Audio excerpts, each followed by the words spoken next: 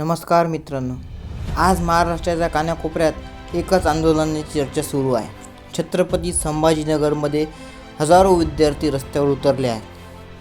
हातात फलक, मनात अस्वस्थता आणि ओठावर एकच प्रश्न: आमच्या भविष्याचं काय? आमच्या भविष्याचं काय?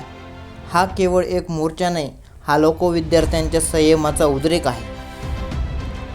स्पर्धा परीक्षेचा विद्यार्थी होणं म्हणजे फक्त पुस्तक वाचणं नाही. अनेक जण घरापासून दूर राहतात, भाड्याच्या खोलीत राहून अभ्यास करतात, आई वडील शेती किंवा मजुरी करून पैसे पाठवतात. काही विद्यार्थी पार्ट टाईम काम करून स्वतःचा खर्च भागवतात. एका टाईमचा पोटमारा करून विद्यार्थी अभ्यास करतात.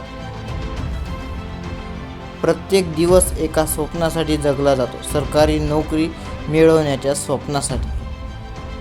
पण जेव्हा भरती प्रक्रिया वारंवार लांबते, परीक्षा रद्द होतात, पेपर फुटतात, घटना समोर येतात किंवा निकालाबाबत प्रश्नचिन्ह निर्माण होतात, तेव्हा विद्यार्थ्याचा संयम तुटू लागतो. अनेक वर्षाची मेहनत, वेळ आणि पैसा एका क्षणात अनिश्चिततेत जातो. याच पार्श्वभूमीवर आज छत्रपती संभाजीनगरमध्ये आक्रोश मोर्चा काढण्यात आला. या आंदोलनात विठ्ठल कांगणे सर आणि इतर विद्यार्थी प्रतिनिधी सहभागी झाले आहेत. आंदोलनकर्त्यांचे म्हणणे आहे की भरती प्रक्रिया अधिक पारदर्शक, वेळेत आणि विश्वासार्ह व्हावी. विद्यार्थ्यांच्या प्रलंबित प्रश्नावर ठोस निर्णय घ्यावा.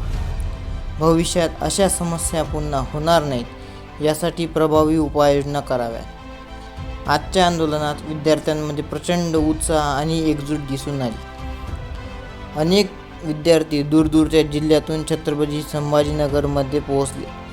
त्यांच्या हातात पक्षाचे झेंडे नव्हते, ते कुठल्या पक्षाचे नव्हते.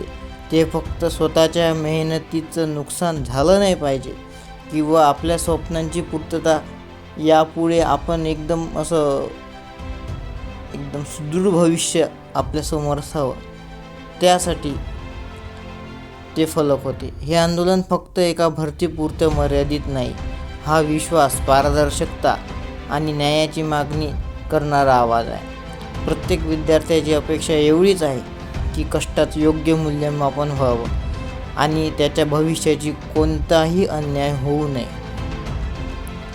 आता सर्वांच्या नजरा शासनाच्या भूमिकेकडे लागल्या. विद्यार्थ्यांच्या मागण्याहून काय निर्णय घेतला जाईल यावर पुढची दिशा ठरणार आहे. जर या आंदोलनाची सरकारने दखल घेतली नाही तर यापेक्षाही मोठं आंदोलन पुण्यात करण्याचा इशारा विठ्ठल कांगणे सरांनी दिला आहे. लोकशाहीमध्ये प्रत्येक नागरिकाला शांततापूर्ण आंदोलनाचा अधिकार आहे.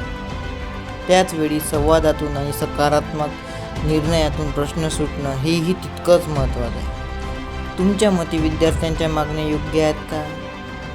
शासनाची यावर तातडीने निर्णय घ्यायला हवा का? तुमचं मत कमेंटमध्ये नक्की सांगा. असेच महत्त्वाच्या घडामोडींचे विश्लेषण पाहण्यासाठी व्हिडिओला लाईक करा, मित्रांसोबत शेअर करा आणि चॅनलला सबस्क्राईब करायला विसरू नका. धन्यवाद. जय हिंद, जय महाराष्ट्र.